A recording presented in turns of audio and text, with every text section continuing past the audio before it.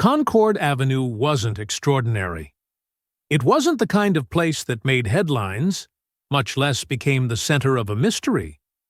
It was an every street, a quiet road lined with modest homes, shaded by sprawling oaks that had stood for decades.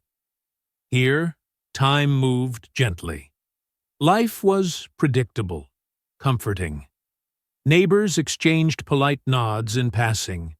Children played kickball in the street until the glow of porch lights signaled bedtime. And the hum of lawn mowers on Saturday mornings served as the unofficial neighborhood alarm clock.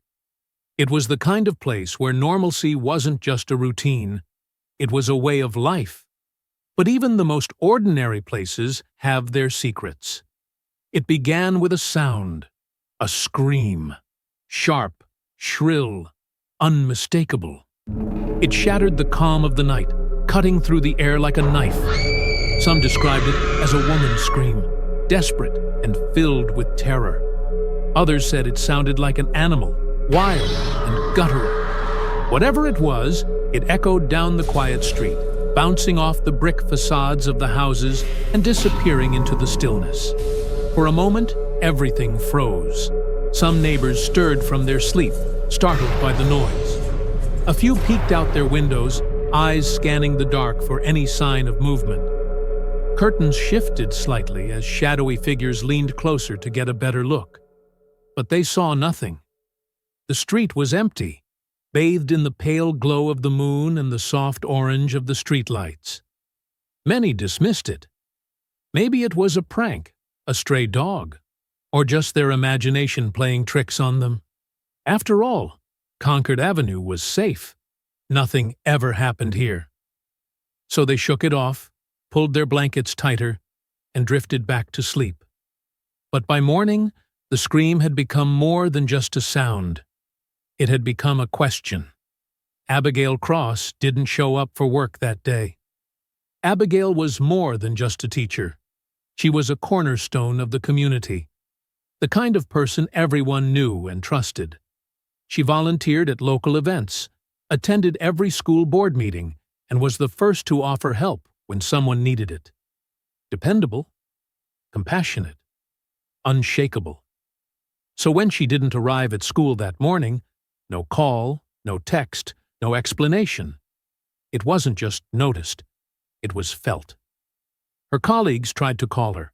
Her phone rang and rang but went unanswered. Messages were sent, their tone growing increasingly worried. By mid-afternoon, her parents were contacted. They drove straight to her house. The house looked perfectly normal from the outside. Her car was in the driveway. The curtains were drawn. A garden hose lay coiled by the porch, where Abigail always left it after watering her plants in the evening. But something felt off. Her parents knocked on the door. At first, softly, then harder. They called her name, their voices loud enough to carry down the street. Silence answered them. They tried the doorknob. Locked. Abigail always locked her door. Peering through the windows, her mother's breath hitched. Inside, everything looked untouched. The living room was tidy. The kitchen counter held a coffee mug and a small plate with crumbs from breakfast, and her favorite pair of shoes sat neatly by the door. It was as if she had simply stepped out and would be back any minute. But Abigail wasn't coming back. When the police arrived, they confirmed what her parents feared most. Abigail was missing. The investigation began that evening. Officers combed through the house, looking for any sign of a struggle or forced entry. But there was nothing. The house was pristine. Abigail's phone sat on the counter, her purse hung on the back of a chair, and her bed was neatly made. The only thing missing was her. The neighbors were questioned, but no one seemed to know anything. A few admitted they'd heard the scream, but no one could agree on where it had come from. One neighbor, an elderly man who spent most of his days on his porch, claimed he'd seen a shadowy figure lingering near Abigail's driveway 2 nights before. He couldn't describe the person, only that they had moved quickly, and disappeared before he could get a good look. Then there was the journal. Hidden in Abigail's nightstand, it revealed entries that hinted at her growing paranoia. She wrote about feeling watched, about cars she didn't recognize parked on the street, and footsteps outside her window late at night. Had Abigail known she was in danger? And if so, why didn't she tell anyone? The mystery of Abigail's disappearance would soon consume Concord Avenue, turning the once peaceful street into a web of questions and fear. What happened that night? And more chillingly, could it happen again?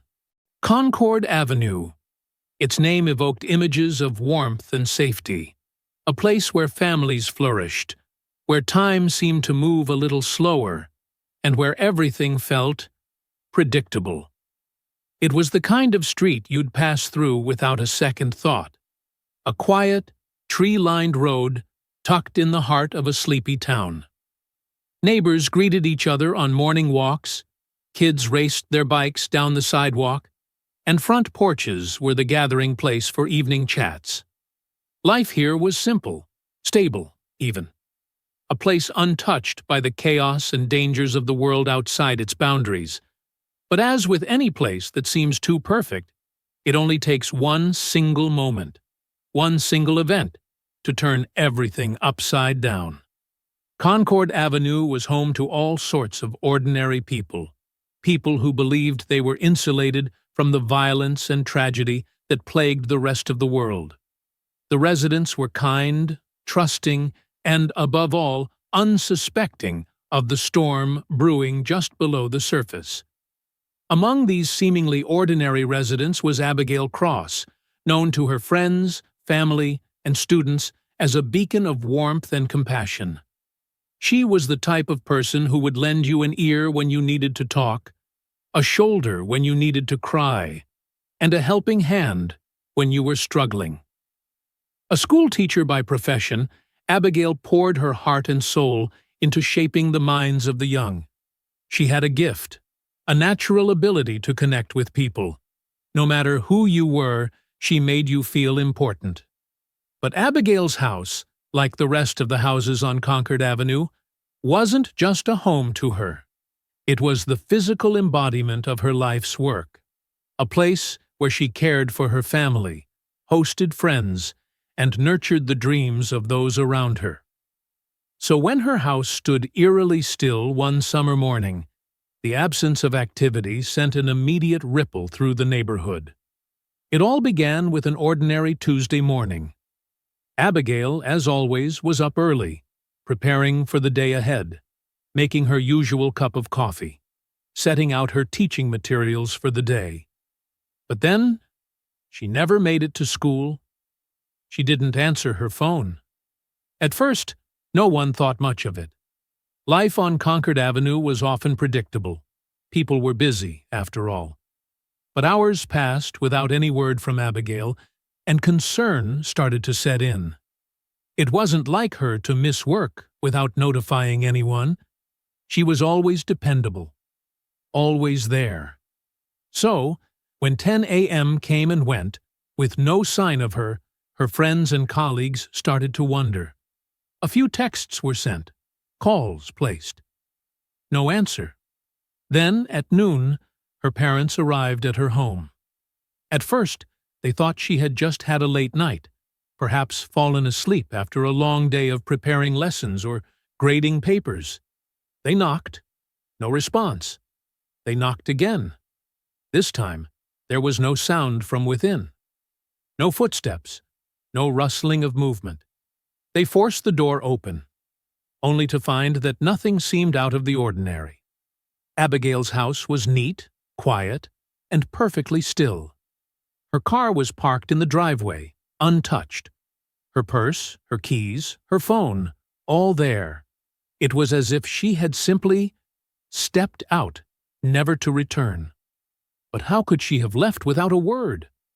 Without a trace? Her parents called the police. By the time they arrived, the shock began to spread. It wasn't just that Abigail was missing. It was that the very fabric of their community, their sense of safety, had been torn apart. This wasn't some far-off tragedy happening to someone else.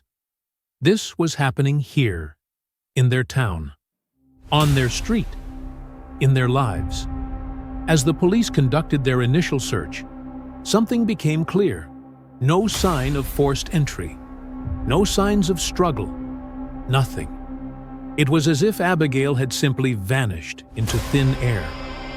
Days turned into weeks, and the neighborhood began to change. The carefree atmosphere that had once filled the air was replaced with tension. Every creaking floorboard, every passing car, every shadow seemed to carry an air of suspicion.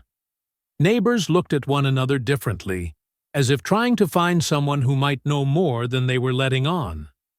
The eerie silence that followed Abigail's disappearance was punctuated only by rumors, whispers of things that couldn't be explained.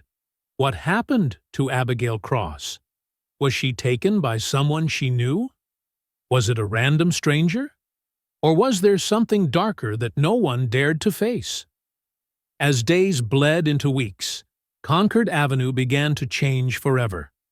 The neighborhood that had once felt so safe, so predictable, was now overshadowed by uncertainty and fear. And in the midst of this growing unease, one thing remained true. Concord Avenue would never be the same again. This is the story of what happened after Abigail Cross disappeared.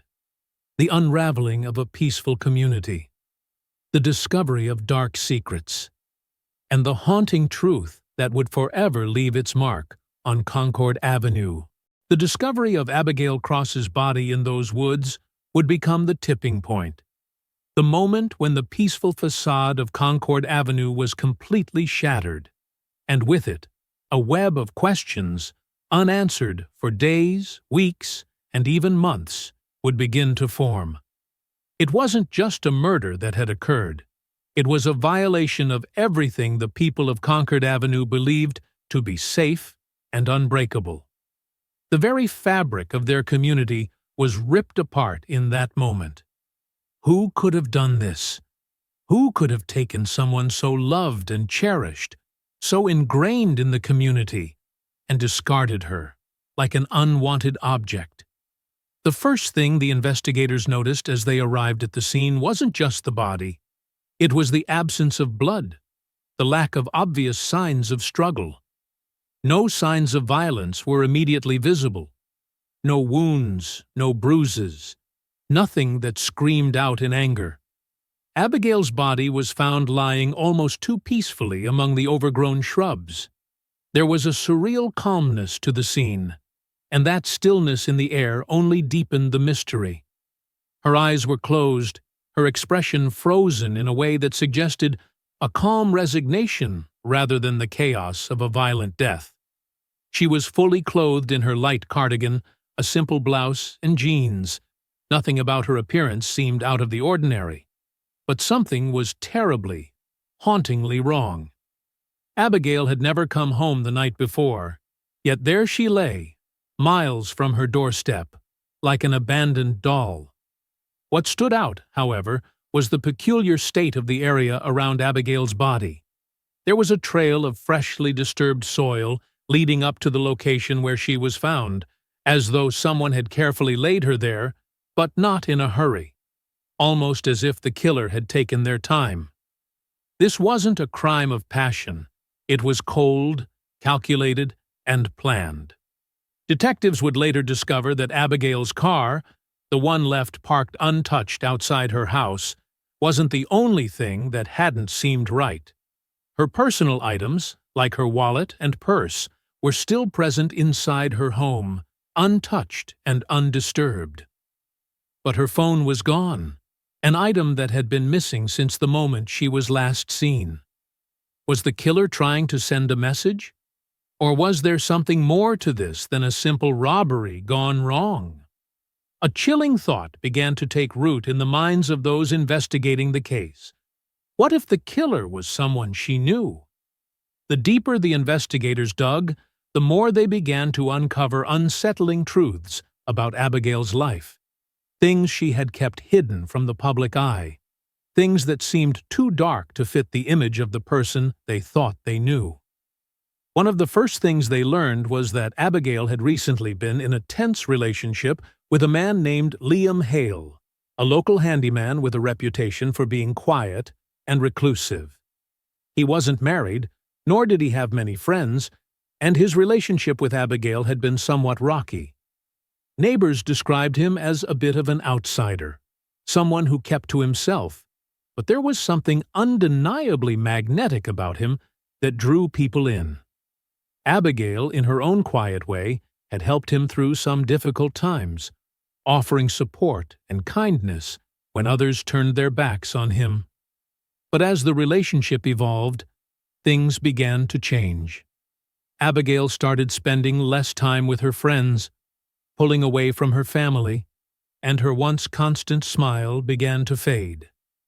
Liam's alibi on the night of Abigail's disappearance was shaky, at best. He claimed he had been at home, watching TV alone, but his neighbors said they hadn't seen him that night. The lack of a clear alibi immediately raised suspicions. His involvement was now under serious scrutiny. Further investigation into Liam's background revealed a history of violent outbursts. A few years prior, he had been involved in a domestic dispute with a former partner, and although no charges were filed, the incident was enough to put investigators on high alert. And then, as they began to probe further, they learned something even more disturbing. Liam had been seen near Abigail's house the day before her disappearance, talking to her in hushed tones, something they had not initially thought to investigate until it was too late. But this wasn't the only lead. Abigail's best friend, Miranda, who had been trying desperately to reach her the night she went missing, came forward with information that added another layer of mystery to the case. Miranda revealed that Abigail had confided in her just days before her disappearance. The conversation, she said, had taken a darker turn than usual. Abby had seemed distant, and when Miranda pressed her about it, Abigail had muttered something vague, something that suggested she was afraid, but she never explained why. Miranda recalled that Abigail seemed worried about someone watching her. There were whispers about someone following her, someone who was too close for comfort, though she never fully disclosed any details. All Miranda could say was that Abigail had told her she felt trapped in some way. She hadn't been able to connect the dots, but now, in light of the discovery, it made sense. As the police pieced together fragments of Abigail's life, it became clear that the investigation was spiraling in multiple directions. Liam Hale was still the prime suspect, but the lack of physical evidence tying him to the scene of the crime was frustrating investigators. There was no DNA found at the crime scene, no signs of forced entry at Abigail's home, and no fingerprints anywhere that could point to a killer. Was it possible that Abigail had known her killer? And if so, what was the motive? Was it a crime of passion gone horribly wrong? Or had Abigail stumbled upon something that no one was meant to find? The case was now in the hands of the detectives, and with every new lead, the deeper the mystery became. Concord Avenue, which once represented safety and peace, had turned into a town full of suspicion, where even the most innocent interactions were scrutinized. And then, just when it seemed like they had reached a dead end, an unexpected turn came. The discovery of an encrypted message on Abigail's computer, hidden deep within her online accounts, would bring the investigation to a halt. It was a message that seemed to implicate someone in Abigail's life, a person no one had even considered. With Liam Hale's alibi now called into question, the case was beginning to take on a new shape. But while all eyes were on him, the more they uncovered, the less certain the investigation became.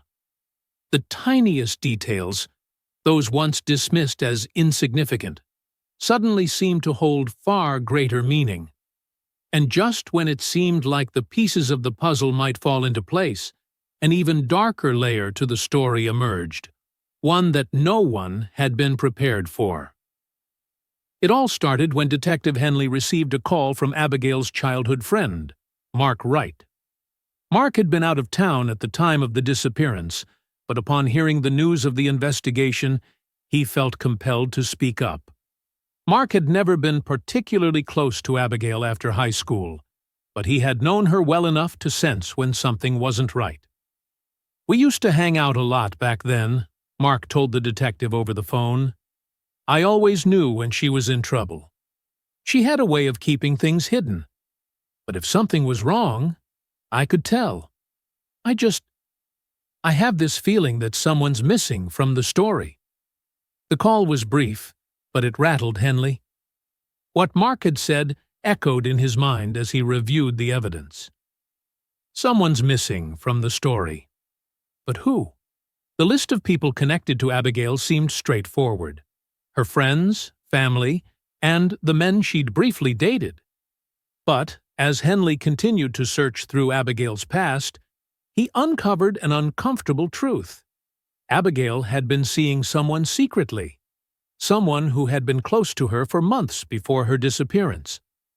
Her name had never come up in the investigation before. Her name was Emily Hayes. Emily, as it turned out, had been Abigail's co-worker at a local bookstore. The two women had grown close, and in the weeks leading up to Abigail's death, they had become more than just friends. They had become confidants. It wasn't until Henley spoke with the bookstore's manager, Sarah Thompson, that he learned about Emily's secretive behavior. Emily was different, Sarah told Henley. She was always calm, never seemed to have much of a personal life. But she would always ask about Abigail. "I remember one day, Emily mentioned that she was worried about her friend, said that Abigail was in a bad place, that she had a stalker. But she never said who." It was then that Henley began to understand the depth of the secrecy surrounding Emily. There had been rumors about her troubled past, rumors that had been dismissed by many as mere gossip. But now, Henley needed to know more. He reached out to Emily's former partners, her family, anyone who might have insight into her history. The deeper Henley dug into Emily's past, the more unsettling details he uncovered.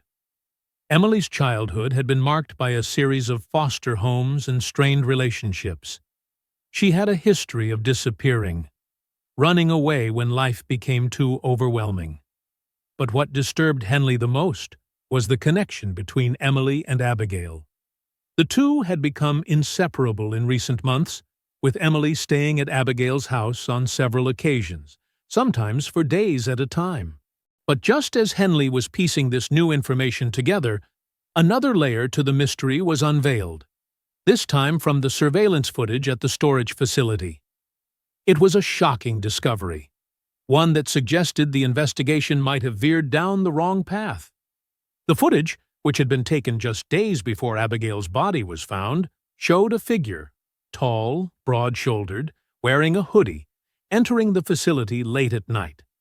The figure was carrying something, but it was difficult to tell exactly what.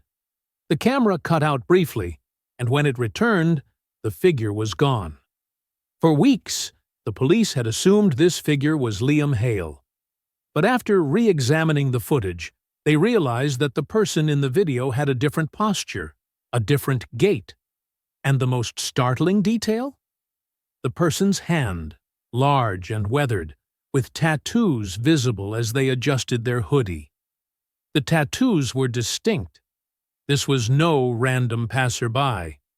Henley ran the images through the system. The name that surfaced was Emily Hayes. How was this possible? How had Emily, someone who had seemed so disconnected from the investigation, become the prime suspect? The deeper Henley looked into Emily's relationship with Abigail, the more he realized that everything he thought he knew about the case had been a carefully constructed facade. Emily had not just been an innocent bystander in Abigail's life. She had been a constant presence, often watching her, often pushing her to reveal more than Abigail was comfortable sharing. And Emily had a history, one filled with broken promises, lies, and a trail of abandoned relationships. She wasn't who she appeared to be. When Henley brought Emily in for questioning, the air in the room grew thick with tension. Emily maintained a calm demeanor throughout the interrogation. She was collected, almost eerily so, as if she had rehearsed every answer in her mind. She denied ever having harmed Abigail, and she denied any involvement in the murder. "I loved her," Emily stated simply. "She was the only person who ever understood me." But when Henley pressed her further, asking about the night Abigail disappeared, Emily's composure faltered. Her answers were vague, her timelines inconsistent. She had said she was with a friend at the time Abigail was last seen, but there was no one to corroborate her alibi. And when asked about the mysterious phone calls, the anonymous texts that Abigail had received, Emily's calm exterior began to crack. "I don't know anything about those," she insisted. "I was just trying to be there for her." It wasn't until Henley pushed harder, asking about the storage facility footage, that Emily's eyes widened, her voice growing unsteady. I don't know what you're talking about," Emily stammered. I never went to the storage facility.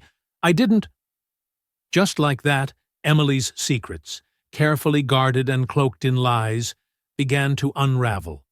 And yet, even as the investigation reached its boiling point, there was still one more twist waiting in the wings. One more piece of the puzzle that no one saw coming. The next piece of the puzzle arrived a few days later, in the form of a piece of Abigail's personal belongings, a necklace, found in the possession of a local man named Todd Jenkins. Jenkins had been an occasional acquaintance of Emily's, a quiet, reclusive figure who had been seen around Concord Avenue for years. His connection to the case had seemed irrelevant at first, but when Henley began to dig deeper, he uncovered disturbing details. Todd Jenkins had a history, one that he had carefully hidden from the public, a troubled past filled with criminal offenses and a string of failed relationships. But what made him truly suspicious was the fact that he had been spotted on Concord Avenue the night of Abigail's disappearance. According to multiple witnesses, he had been hanging around near her home, acting strangely. One neighbor even recalled seeing him watching Abigail's house through a pair of binoculars, a detail that, when brought to light, cast him in a new, more ominous light. Henley quickly brought Jenkins in for questioning, eager to learn more about his connection to Abigail. Jenkins, however, was surprisingly cooperative. He didn't deny being in the area that night, but he claimed he had simply been passing by. "I don't know anything about the girl," Jenkins told the detective, his voice flat. "I wasn't even sure who she was. But I had this feeling something bad was going to happen." Henley leaned in, staring at him intently. "Why the necklace, Todd?" "How did you get it?" Jenkins froze, his face turning pale. He stammered, searching for words, but couldn't provide a reasonable explanation. His nervousness only deepened the suspicion surrounding him. The necklace, a simple silver pendant that Abigail had worn for years, had been found in Jenkins' possession just days after the crime. How did it get there? And more importantly, what was his connection to Emily Hayes? It was the start of a growing web of deceit that Henley and his team would have to navigate. While Jenkins had a clear link to Abigail through the necklace, it was Emily Hayes who remained at the center of the investigation. She had been close to Abigail, too close, and yet her story seemed to shift with every passing day. At the same time, the community around Concord Avenue began to show signs of growing unease. Whispers of doubt and suspicion spread like wildfire, with some residents pointing fingers at Emily, while others believed Todd Jenkins might be the key to solving the case. Tensions between the two suspects began to mount, with each new revelation leading to more confusion. As Henley continued to push both Emily and Todd, his team discovered another alarming lead. A secret phone line, one that both Emily and Todd had used to communicate, had been established in the months leading up to Abigail's death. Investigators found that the phone records showed frequent calls made between the two, often late at night, when Abigail had been at home alone. This unexpected connection raised more questions about the true nature of their relationship with Abigail, and, more importantly, what role they had played in her tragic fate. And yet, even with all these new developments, the pieces of the puzzle weren't fitting neatly together. There were still too many conflicting accounts, too many contradictions in the evidence. Was this a crime of passion, or was there something far more calculated at play? As Henley delved deeper into their lives, he discovered that both Emily and Todd had ties to a local underground network of criminals, a group that had been operating in the shadows for years. Could the murder of Abigail be linked to something far more sinister than anyone had imagined? Every lead seemed to open up more possibilities, but no one could quite pin down the truth. The investigation had become a complex web of deception, and as Henley stared down the path ahead, he knew the case was far from over. With the discovery of the necklace, the investigation into Abigail Montgomery's death began to spiral in unexpected directions. Detective Henley had seen many cases, but this one was different.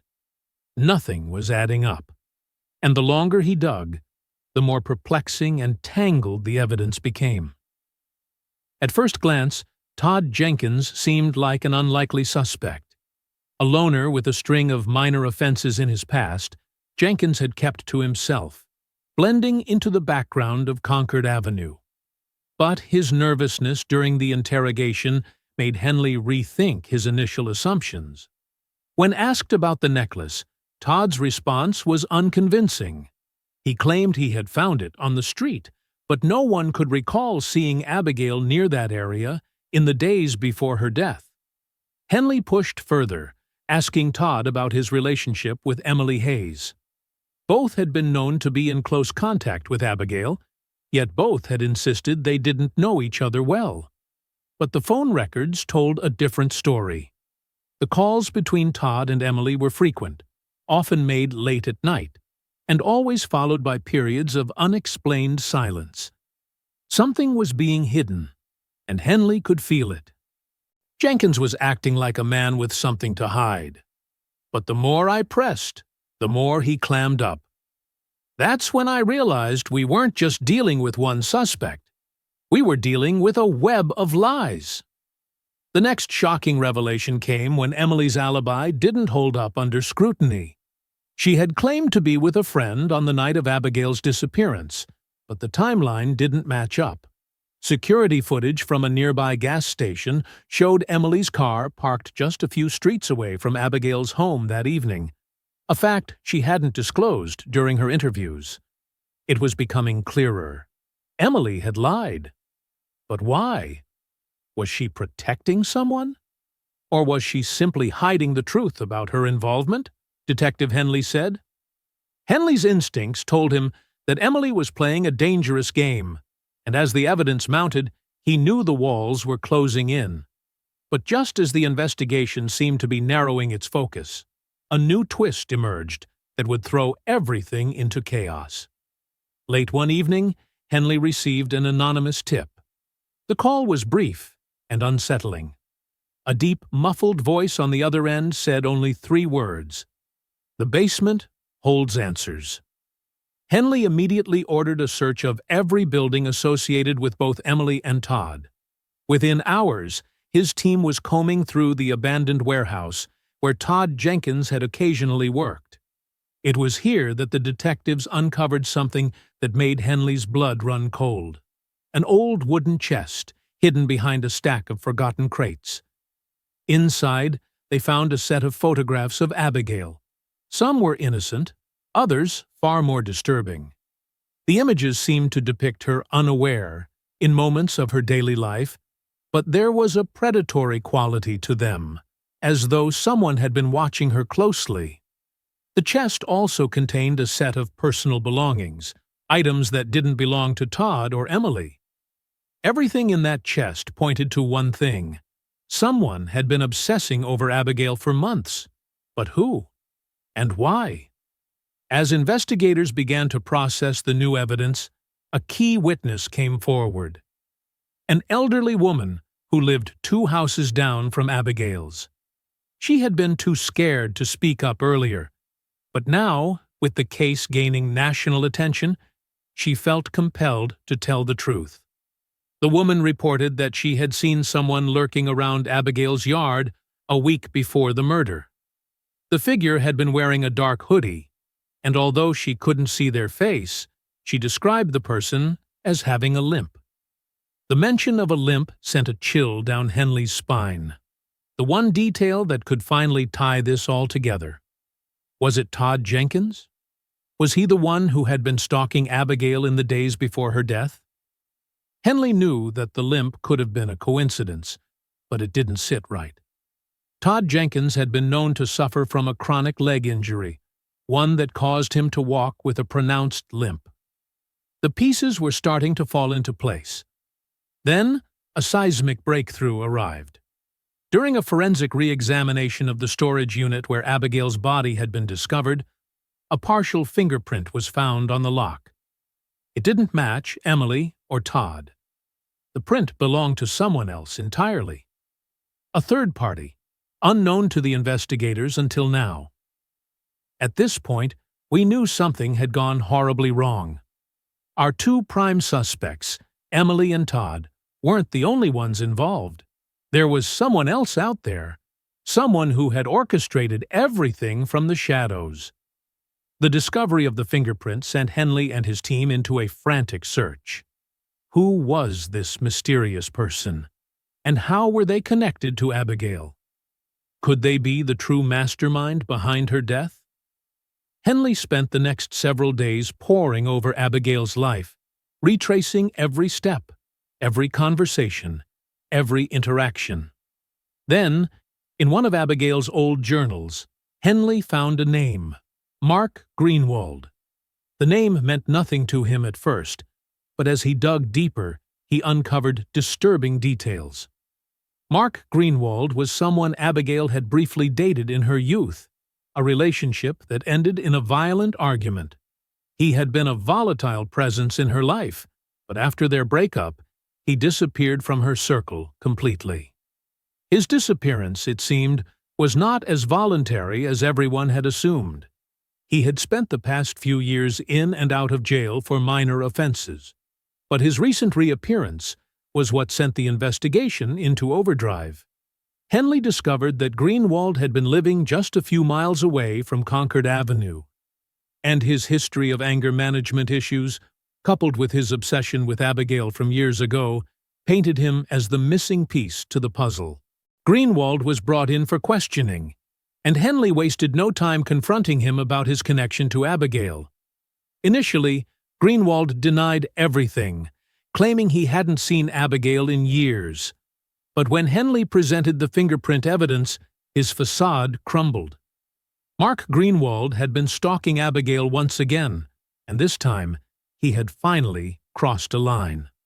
The investigation now enters a new, more intense phase as Henley connects the final dots and realizes that the case has far more layers than anyone could have imagined. The shocking revelation of Greenwald's role as a hidden figure in Abigail's life only deepens the mystery. Detective Henley, known for his methodical approach to crime solving, was now tasked with unraveling the pieces of a case that grew more complex with each passing hour. With little evidence to go on at first, no forced entry, no immediate signs of struggle, there were few leads to chase. But Henley had something the others didn't: an unwavering belief that the key to the crime lay within the very fabric of the community.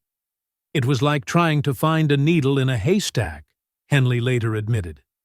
Every lead seemed to go nowhere. The initial theories ranged from a random act of violence to a more personal vendetta. But Henley soon realized that the answer was somewhere in between, a story of obsession, manipulation, and a crime that appeared almost premeditated in its coldness. In the early days of the investigation, Henley and his team followed up on all potential leads: suspicious neighbors, unknown cars parked in front of Abigail's house, and late-night noises that went unreported. Every piece of information was examined. One neighbor, a woman who lived 2 doors down from Abigail, mentioned hearing an unusual amount of movement around the house the night Abigail was killed. The sounds were muffled, like someone was trying to remain quiet, trying not to attract attention. But when she went outside to investigate, she found nothing amiss, just the normal hum of suburban life. Still, her account, however small it seemed, was the first glimpse of a possibility that this wasn't a random crime. Someone had been there, watching, waiting. The lack of physical evidence, no fingerprints, no DNA, made the case even more difficult to solve. And then there was the lack of motive. Abigail had no known enemies. She wasn't involved in any dangerous relationships or illicit activities. She was just a kind, intelligent woman, beloved by her community. But it was this very fact that made the case more unsettling. The killer hadn't been a stranger to her life. No, this crime was personal. The question was, who could have wanted her dead? Weeks into the investigation, Detective Henley's team was still coming up empty. With no clear suspects and no tangible evidence to follow, tensions in the community began to rise. Neighbors, once friendly, began looking over their shoulders. They locked their doors at night, wondering if the killer was still out there, living among them, walking the same streets. It wasn't just fear that gripped the people of Concord Avenue. It was distrust. People began to question one another. Had someone seen something and stayed silent? Was there a secret no one was talking about? Was the person responsible for the crime still hiding in plain sight? Meanwhile, the investigation hit a frustrating standstill. Henley's team was left to rely on basic forensic evidence. Prints found on the doorframe that didn't belong to Abigail, a partial footprint near the side gate, and a strange piece of fabric recovered from the bushes near the back of the house. Each new piece of evidence raised more questions than answers. Was the fabric from the killer's clothing? Had they been in a hurry, leaving behind small traces of themselves? Or had they been in the yard for some other reason? Just when the case seemed to stall, an anonymous tip came in. A voice, calm but hurried, reached the police hotline one late evening. "Check the old park on Oak Street. Greenwald knows something. He's been following her for months." The tipster didn't give their name, but their words struck a chord. Detective Henley knew the person they were referring to: Mark Greenwald. Henley's gut told him this could be the lead they needed. When Greenwald was brought in for questioning, the detectives were met with resistance. He claimed to have no knowledge of Abigail's death. His alibi was shaky at best, and his manner was disturbingly calm. He spoke with an eerie detachment about the loss of someone he had known for years but had never truly known.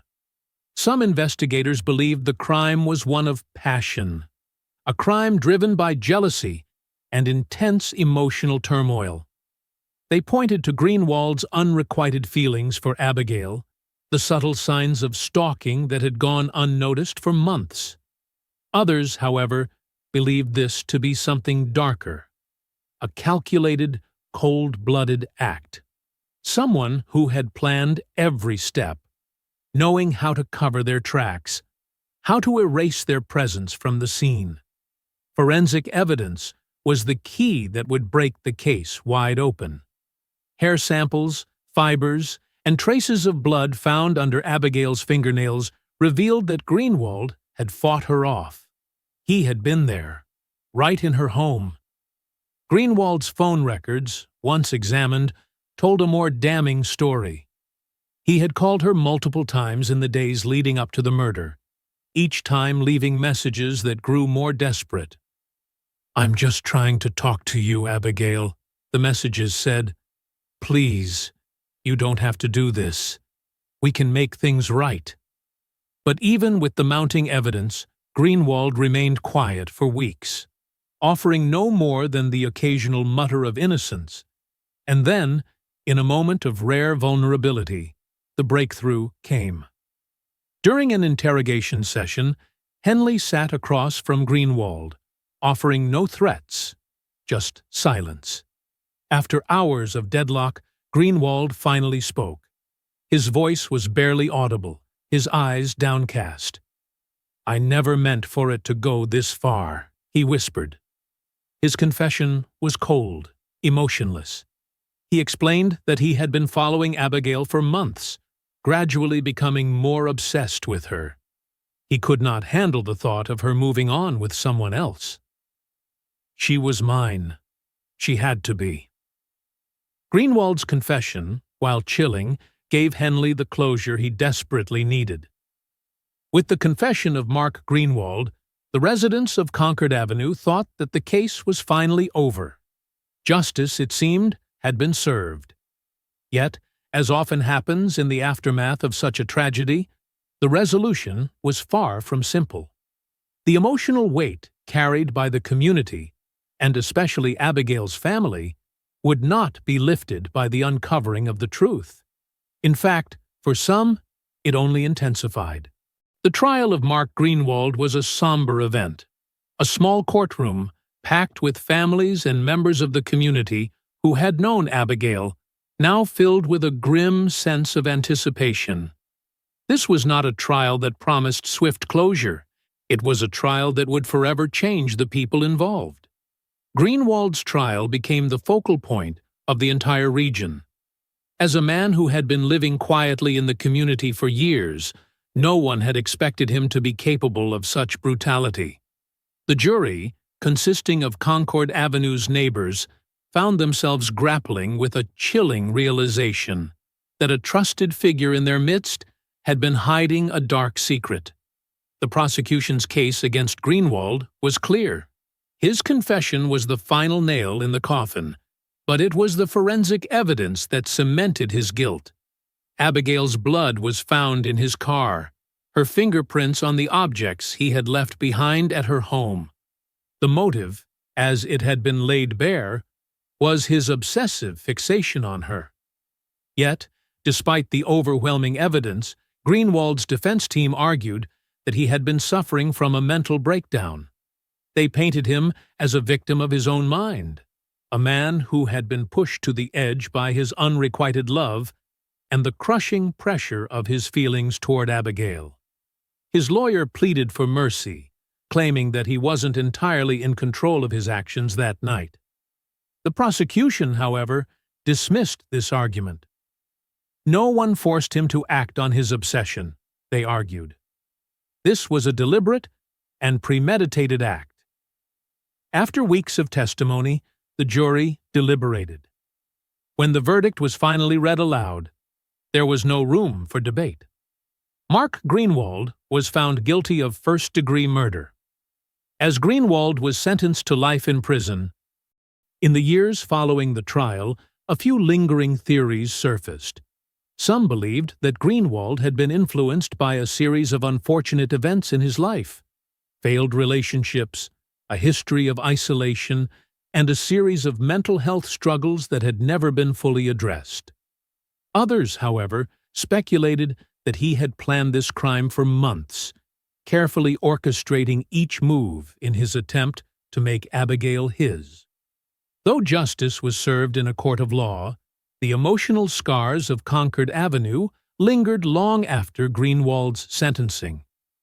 The street itself seemed different now, the once vibrant neighborhood marked by an undercurrent of wariness. Trust, once so freely given, was now in short supply, and the echoes of Abigail's absence could be felt everywhere. But it wasn't just the street that was affected. The ripples of her death reached far beyond Concord Avenue. The case sparked conversations about mental health, obsession, and the lengths to which some would go to hide their true intentions. It served as a chilling reminder that anyone, no matter how ordinary they might seem, could be hiding something dark underneath the surface. As time passed, Concord Avenue slowly returned to its everyday rhythm. But for those who had known Abigail, the memories would never fade. It wasn't just the loss of a person. It was the loss of a way of life, of trust and innocence, forever altered by one fateful night. Though the trial of Mark Greenwald brought an end to the legal battle, the community's search for peace was far from over. As years went by, Concord Avenue's residents would continue to question the events that led up to Abigail Montgomery's tragic death. In the quiet corners of their minds, they would always wonder, how had this happened? And could it have been stopped? In the quiet streets of Concord Avenue, what was once a symbol of peace and community became a stage for a crime that no one could have imagined. Abigail Cross, a vibrant young woman with dreams and a future ahead of her, became the tragic center of a story that left her family, her neighbors, and her entire community searching for answers. The murder of Abigail Montgomery by Mark Greenwald shocked the small suburban town. The sense of betrayal, loss, and confusion reverberated through Concord Avenue for years to come. The case didn't just end with the courtroom verdict. It left deep emotional scars on those who had once lived in harmony. And the pain of a life taken too soon remains with them. Though the legal proceedings came to a close with Mark Greenwald's conviction, the scars of that fateful night remain. The unanswered questions, why did it happen? Could it have been prevented?